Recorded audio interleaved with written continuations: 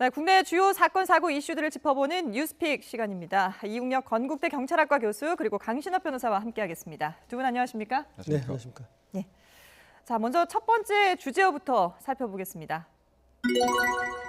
네, 조금 전에 저희가 리포트로도 이제 전해드린 내용인데 이 재판 거래 의혹과 관련해서 김앤장, 이 국내 최대 로펌인데 김앤장이 처음으로 압수수색을 당했거든요. 이건 어떤 의미로 봐야 될까요? 그러니까 사실은 이제 그 곽병훈 그 변호사에 대해서 그 혐의 자체는 분명히 있었기 때문에 네. 수사가 사실은 9월 달부터 시작됐습니다. 예. 다만 이제 그 압수수색 영장이 그 계속 그 기각이 되었던 이와 같은 그 상황에서 네. 그 지금 임정원 차장의 그 구속을 시점으로 해서 네. 적극적인 이제 그 압수수색이 시작이 된 것 같습니다. 예, 예. 그래서 김앤장 그 로펌의 두 곳의 그 변호사 사무실, 특히 이제 그 곽병훈 변호사와 네. 한모 변호사로 현재 알려져 있습니다. 예. 더군다나 그 곽병훈 변호사 같은 경우에는 사실상 그 임정원 차장이 적극적으로 추천을 했다. 그래서 그 청와대와 대법원 간이 하나의 그 연결고리적인 예, 역할을 예. 한 것이 아니냐 이런 의혹이 그 상당히 있는 이런 상황입니다. 네. 한모 변호사는 역시 이제 일제의 그 기업 자체를 대변하는 이와 같은 역할을 현재 맡고 있는 것이고요. 예. 그래서 큰 틀에서 봐서는 이 삼각 편대가 이루어진 것이 점점 드러나고 있는 것은 아닌가 이렇게 볼 수가 있는 것이죠. 네네. 바꿔 얘기하면 이제 그 청와대, 그 다음에 그 사법부, 그리고 김앤장 변호사. 그래서 아마 변호사 사무실 말이죠. 네. 그래서 이번에 그 압수수색을 통해서 구체적인 이제 증거가 확보되지 않겠는가 이런 예상을 할 수가 있을 것 같고요. 네. 사실 이런 얘기는 수개월 전부터 일정한 법조인에 대해서 이런 얘기가 나오긴 했습니다. 무슨 얘기냐면 네네네. 양승태 대법원장과 관련된 증거의 보고는 예. 김앤장 러펌에 있다. 아. 이런 얘기도 사실은 간간히 흘러나왔는데요. 네네. 어쨌든 YTN의 그 보도를 통해서 이와 같은 사실이 좀 더 정확하게 드러난 것이 아닌가 생각됩니다. 네, 사실 저희가 이제 뒤에 그 김앤장 이 로펌이 어떤 곳인가에 대해서 다뤄보긴 하겠습니다만은 그동안에 사실 이 양승태 사법부의 재판 거래 의혹과 관련해서 법원에서 좀 소극적인 영장 발부에 상당히 소극적이었잖아요. 그런데 국내 최대 로펌인 김앤장의 압수수색까지도 나올 정도라고 하면 이게 뭔가 좀 기류가 변화했다 이렇게 봐야 되는 건가요? 예, 큰 의미가 있습니다. 예. 사실 얼마 전에 이 강제징용 소송과 관련해서 대법원 법원행정처를 압수색을 했거든요. 네. 그리고 이어서 지금 김앤장 로펌을 압수색을 하고 있는 겁니다. 여기에는 물론 청와대하고 외교부 그리고 김앤장 또 이 관계를 지금 이제 파악하기 위한 것인데요. 예. 사실은 이 피의자를 불러가지고 곽병훈 이런 변호사에 대해서는 물론 이때는 이제 김앤장 변호사로 일할 때가 아니고 예. 청와대 법무비서관으로 일할 때의 문제인 겁니다. 네. 2015년 2월부터 2016년 5월까지 청와대 법무비서관으로 곽병훈 변호사가 있었습니다. 네네. 그 당시 했던 역할과 관련돼 있는 거죠. 그리고 하모 변호사라는 사람은 그 당시에 김앤장에 있었고요. 예. 강제징용 소송의 전범 기업을 대리하고 있었던 것이죠. 그런 관계 속에서 어떤 일이 있었는지, 즉 이 재판 개입이라든지 이런 것들이 어떻게 이루어졌는지를 어떻게가 중요합니다. 네네. 이거를 마지막 퍼즐을 맞추기 위한 것이거든요. 그렇기 때문에 이거는 이제 박병대 법원행정처장이라든지 고영한 법원행정처장의 조사를 했거든요. 네. 그리고 지금 구속영장 청구 얘기도 나오고 있습니다. 그것을 앞두고 그리고 양승태 대법원장의 소환을 앞두고 마지막 증거 찾기다. 이렇게 볼 수 있고요. 예. 이번에 이제 김앤장 로펌의 압수색을 통해서 상당수 증거를 확보한 것으로 이렇게 얘기가 나오고 있습니다. 네. 그렇기 때문에 이것을 기점으로 해서 이제 양승태 대법원장의 소환이 빨라질 것이다. 이런 의미가 있습니다. 예. 자, 그러면 강제징용 피해자 소송에 개입한 정황을 조금 더 구체적으로 짚어보도록 하겠습니다. 이 김앤장 소속의 곽 변호사와 또 강제징용 피해자 측의 입장 이어서 들어보겠습니다. 이제 강제징용 소송 관련해서 법원행정처와 세부 계획 협의하신 적 있으십니까? 네, 아는 대로 제가 성실히 조사받도록 하겠습니다. 대법원에서 청와대와 외교부, 김앤장 이런 거래가 있었다고는 전혀 생각을 못했어요. 대법원 사건이 터지고 나서 정말 이런 나라가 있었나. 예, 그러니까 대법원과 외교부 그리고 김앤장의 이 삼각거래 구체적으로 어떻게 이루어졌다는 건가요? 뭐큰 틀에서 보면은 결국은 이제 그 의견서 제출을 외교부를 통해서 빨리 내도록 종용을 했다. 이제 네네. 이것이 핵심인데요. 그 시기적으로 보게 되면 말이죠. 이제 그 2014년도에 그 대법원에서는 이제 이것을 상당히 지연시키기 위해서 불속행제 결정을 하게 됩니다. 예. 근데 이것을 기다렸다는 듯이 이 김앤장에서는 이 소송 대리서를 이제 이 시기에 그 내기로 한 것이죠. 예. 이것도 이제 사전에 그 일정한 조율이 있었던 것이 아닌가라고 의심되는 그 대목이고요. 예. 그러고 나서 이제 그 2015년부터는 예를 들면 이제 임종원 그 차장이 예. 외교부에게 의견서 제출 공식적으로 사실상 요청하게 됩니다. 네. 이 김앤장 한모 변호사를 통해서 말이죠. 근데 여기서 이제 그친 것이 아니고 2016년도에는 예. 유명한 전 외교부 장관 역시 그 김앤장 그 소속이었습니다. 뿐만이 아니고 우리가 얘기를 나눴던 그 곽병훈 그 비서관에게 예. 외교부에 있어서 의견서를 빨리 좀 내야 된다. 예. 이런 얘기를 사실은 이제 그 대법원에서 김앤장을 통해서 그 하게 된 이와 같은 내용입니다. 예. 결국 크게 틀에서 보게 된다면 대법원과 러펌 네. 그리고 외교부가 하나의 삼위일체처럼 활동을 해서 네네. 대법원에 관한 소송 자체를 지연시키려고 하는 것에 총체적인 노력을 다한 것이다 예. 라고 하는 점에 지금 비판이 있는 것이죠. 그러면은 김앤장에서 의견서를 내라고 촉구했던 그 의견서에는 도대체 무슨 내용이 담겨져 있는 건가요? 네, 그걸 이제 설명을 할 필요가 있는데요. 네. 원래가 이제 2012년에 말이죠. 대법원에서 승소 취지로 파기환송을 했습니다. 예. 그리고 2013년에 다시 대법원에 접수가 됩니다. 8월 달에. 근데 접수가 되면 이런 소송은 대법원에서 하라는 대로 했기 때문에 바로 끝날 수 있습니다. 그걸 이제 심리불속행 기각이라고 합니다. 예. 그렇게 바로 끝날 수 있는데 심리불속행 기각을 안 하고 시간을 넘겨버리죠. 네. 그리고 나서 사실은 2014년이 돼서야 김앤장에서 상고 이유서와 그리고 우임장, 소송 우임장을 냅니다. 뭐 이렇게 이제 시간을 늦췄다는 얘기인데 예. 이렇게 하면서 지금 얘기하는 것이 이제 외교부로 하여금 원래 소송 당사자는 누구냐면 이 피해자들과 전범 기업이 당사자예요. 예. 외교부는 당사자가 아니죠. 그렇죠. 그럼에도 불구하고 미사소송 규칙을 2015년 2월에 바꿉니다. 국가기관이라든지 이런 데에서 그 의견을 제출할 수 있도록 네. 이렇게 규칙까지 바꿔요. 그리고 나서는 외교부로 하여금 의견을 좀 내라 이런 얘기죠. 예. 그 의견을 내라고 하는 그 과정을 임종원 차장이라든지 또 곽병원 변호사라든지 또 한모 변호사들이 했다는 얘기고요. 그 의견에는 뭐가 담겼냐면은 예. 결국 일본과의 관계를 걱정하는 거예요. 그래서 만약에 이제 피해자들이 승소를 하게 된다면 한국 내에 있는 일본의 그 기업의 재산을 압류한다든지 뭐 이렇게 할 텐데 네. 그렇게 한다면 외교 관계가 걷잡을 수 없이 나빠진다. 예. 이렇게 얘기를 하면서 그다음에 지금 도덕적 우월성을 우리 한국이 갖고 있는데 만약에 한일 협정이라는 거 있었지 않습니까? 예. 그 한일 협정이라는 것을 무시하고 네.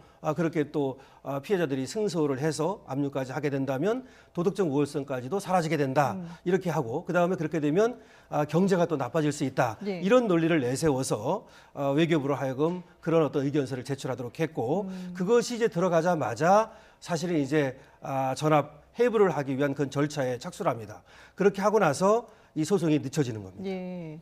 그러니까 이게 외교적인 노력도 물론 중요합니다만은 그래도 일단 국가가 우리 국민을 보호하고 피해를 보장해 줄 수 있는 그런 역할을 해야 되는데 이 강제징용 피해자들은 전혀 고려하지 않고 정부가 입맛대로 이렇게 입장을 바꿨다 이렇게 봐야 되는 거군요. 예, 그렇게 봐야 될 것 같습니다. 그래서 이번 사건의 그 원고이자 그 피해자인 그 태평양 전쟁 피해자 보상 추진 협의회 그리고 그 근로정신대 할머니 또 함께하는 시민 모임 말이죠. 네. 그리고 이제 그 민족문제연구소에서 이제 주장하는 것이 이것은 너무 그 추악한 행태이기 때문에 네. 충격과 분노를 금할 수 없다. 이런 입장을 그 밝히고 있는 것 같고요. 예. 사법부는 사법부 나름대로의 그 조직의 이기주의에 그 빠져 있는 것 같고, 그래서 과연 우리나라의 그 사법부이냐 이런 그 비난을 지금 하고 있습니다. 네네. 뿐만이 아니고 그 외교부도 과연 지금까지 그 평생을 원상 회복을 위해서 이와 같이 소송을 했는데 이런 것은 그 아랑곳하지 않은 이와 같은 그 외교부가 과연 이제 우리나라의 그 외교부이냐라고 하는 지금 그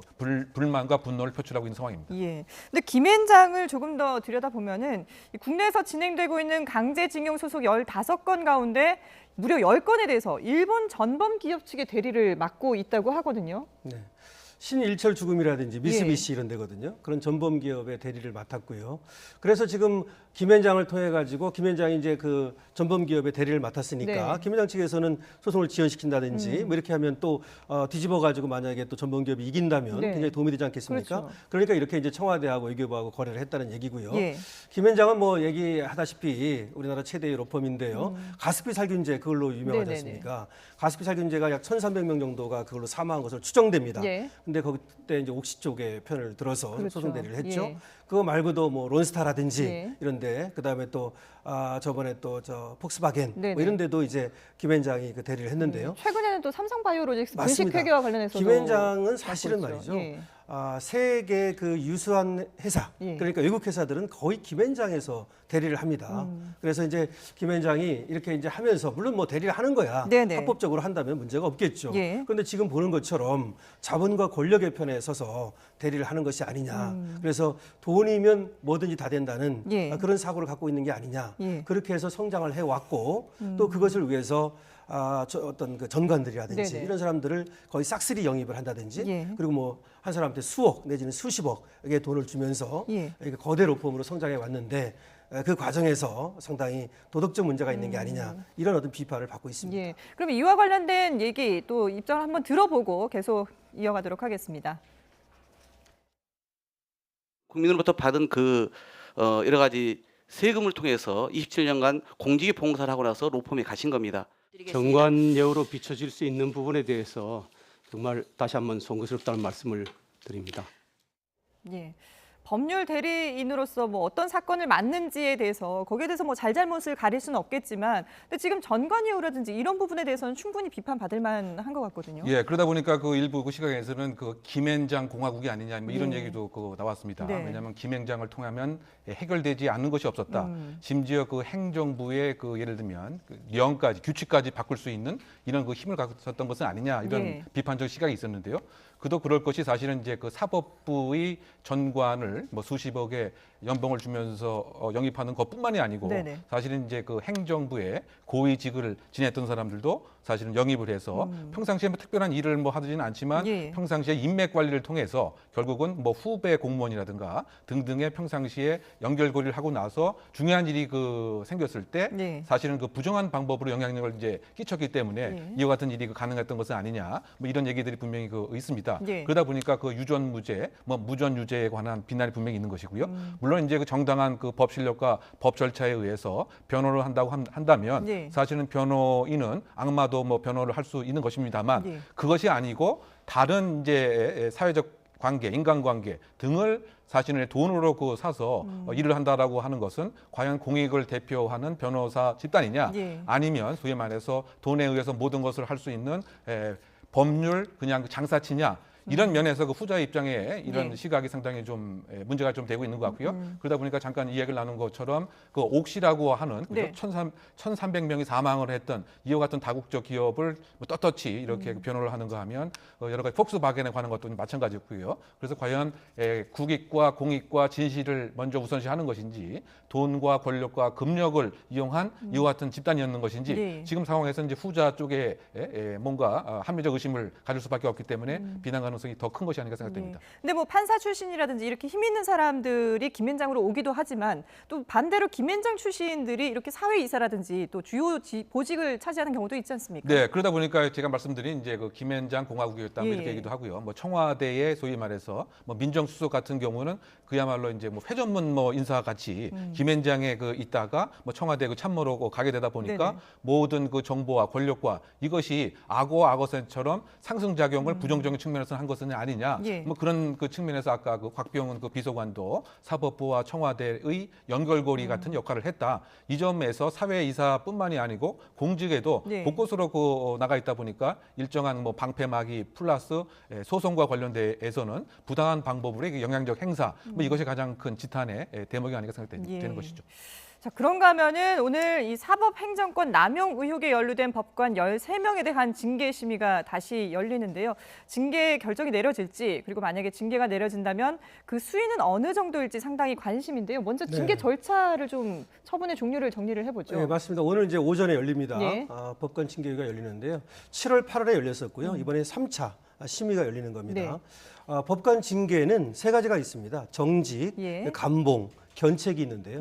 우리가 왜 파면이라고 얘기하잖아요. 네. 그것은 탄핵을 통해서만 할 수 있고요. 이 징계를 통해서는 할 수 없습니다. 예. 그래서 이제 가장 징계를 통해서 할 수 있는 가장 높은 수위는 1년간의 정직입니다.